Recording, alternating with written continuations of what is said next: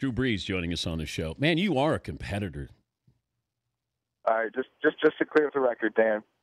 Fourth in the Heisman. Okay. And then third. Okay. And I do not believe I lost. Of course you didn't, Drew. My recollection is that I beat him, but we might have to just settle that once and for all next time on the Dan Patrick Show if we can get me and LT there at the same time. I would put my money on you. Believe me. Remember when we played golf in Vegas or Tahoe? Yes, I do. Man, you were competitive. We had fun. That's a great tournament. Who won? Who won the Tahoe tournament this last weekend? I didn't see. Mark Rippon. Oh, okay, that's pretty standard. It's the same guys though that seem like it's the quarterbacks. It's what we do. It's what we do. Our spare time. Can you turn off being competitive when you go home? Can you just walk in the door and all of a sudden you're just dad? You're not Drew Brees. Yeah, I can because there's those days where you have rough days, right? And you walk in the door and your kids are so excited to see you. They're running, jumping in your arms. They just want to wrestle, and you see that smile on their face, and man, it just wipes out any of the negative stuff that happened during the day. And same thing. Even if it was a great day, you get home and it's all about them. It's about being present with your kids and just enjoying that moment. They're going to get to an age though where they're going to be good enough to challenge you in something. And that's when your competitive side's going to come out. Yeah, and here's the thing. There's a balance there because you want them to work for it, right? I mean, I'm never just going to let them win. They got to earn it, right? But you also, there are times where you're going to allow them maybe to win after a few chances so that you build confidence and that kind of thing. But I think the most important thing is in life is that you're going to be given anything, you got to earn it. I got a stat of the day for you here. And Seton, would you get the music while I give Drew Brees a stat of the day that's Drew Brees related? Stat of the day! Stat of the day! Stat of the day! Stat of the day! Here comes the stat of the day! Drew Brees is one of 3 active players to throw a touchdown pass, catch a touchdown pass in the same game. 2003 against the Raiders. Threw a pass to Justin Healy. Steele. And, we got a bad spelling. And LaDainian Tomlinson threw one to you. That's your stat of the day. Yeah. Who called that? Papa shot. So I beat him in Papa shot. So I said, "Hey, why don't you throw it to me this time?" Who called the play from Tomlinson to throw you a touchdown pass?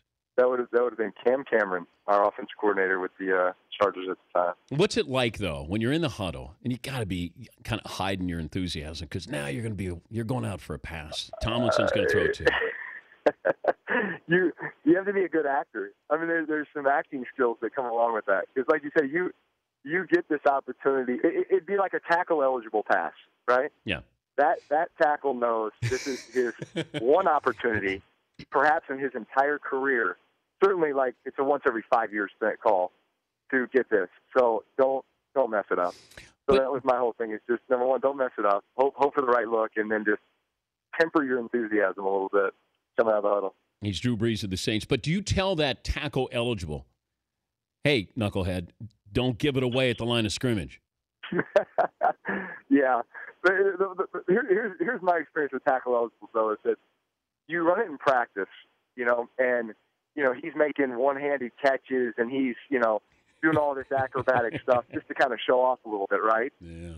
And then you get in the game and you just throw him one of those lollipops, and all of a sudden, the hands start shaking and, the jitters come into play because, hey, this is for real, and then it just never quite works out the way that you had it drawn up. Are you a Hall of Famer right now? That's not for me to decide. I'll let you discuss that. No, but I'm curious about the numbers, though, Drew, because you've thrown for 50,000 yards. You got 360 touchdown passes. I mean, those are incredible. But the numbers with quarterbacks and wide receivers, are they going to change our perception of what is considered a Hall of Famer? 500 home runs in baseball, you automatically got in. That's not the case anymore. Are we going to do that with quarterbacks in putting up these numbers? I don't know. That's a good question. I think the landscape of the game has changed a little bit. certainly much different than maybe the way the game was played in the 50s and 60s. But certainly the evolution of the passing game over the last even just 10 years. And the rules are probably swayed in that direction a little bit. Fans like high-scoring games. It makes the game more exciting. I mean, listen, there's a ton of great athletes in this league that on both sides of the ball. But I don't know. That's a good question. I think there's a lot of things that you look at when you think of a Hall of Fame quarterback. You look at wins, you look at championships, and then I think the statistics would come third. Yeah, it's and I look at it now. It seems easier. Now, I'm not going to say easy, but easier for quarterbacks to throw for 4,000 yards and at least 35 touchdowns. Isn't that sort of the norm? If you don't do that, you're not in the upper echelon of quarterbacks. Yeah, I remember seeing Steve Young talk about it at one point, and just how when he was playing, how hard it was just to get to 4,000 yards. I mean, if you could get to 4,000 yards, that was something, right? Yeah.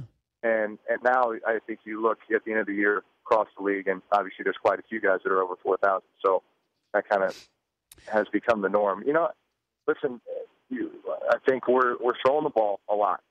We're throwing the ball more than teams have, players have in the past. So there's more opportunities.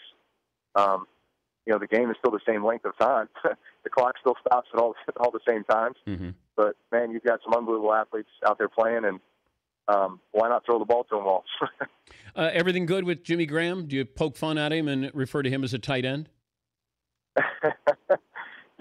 It's funny. I've been asked that question so many times this offseason. In baseball, you've got utility, and then in some cases, with football, a guy's listed as an ATH, right? He's just athlete, and you can just put him in a lot of different places, right? Yeah. I mean, that's Jimmy Graham. Call it whatever you want. An outside linebacker in a 4-3 defensive scheme is different than an outside linebacker in a 3-4 scheme. So just because you term something a certain way doesn't necessarily give you the depiction of what that player does or his contributions. And Jimmy Graham's contributions are immeasurable. And what we ask him to do is unlike any athlete in the history of the game. So call it whatever you want. I know what the guy can do for our team. I know the way that we use him and we'll continue to use him. And he does things that nobody else is able to do at that position. Day before training camp starts, Drew is partnering with Wrangler. They're taking over Advanced Comfort, Texas. Are you the mayor of Comfort, Texas? Today, I am the mayor of Advanced Comfort, Nice. Texas. I tried to eliminate taxes in my first item of business. And the town was very excited about that, but that got shot down by the Chamber of Commerce. So I made my first item of business to actually change the name from Comfort, Texas to Advanced Comfort, Texas, in honor of the launch of Wrangler's line of Advanced Comfort jeans today. And then I ran the town through the Advanced Comfort Challenge, which was we handed out a couple thousand pair of Advanced Comfort jeans today. And basically, with the four-way flex technology, told them that it's the most comfortable jean you'll ever wear. In fact, you can do football drills in them and see for yourself.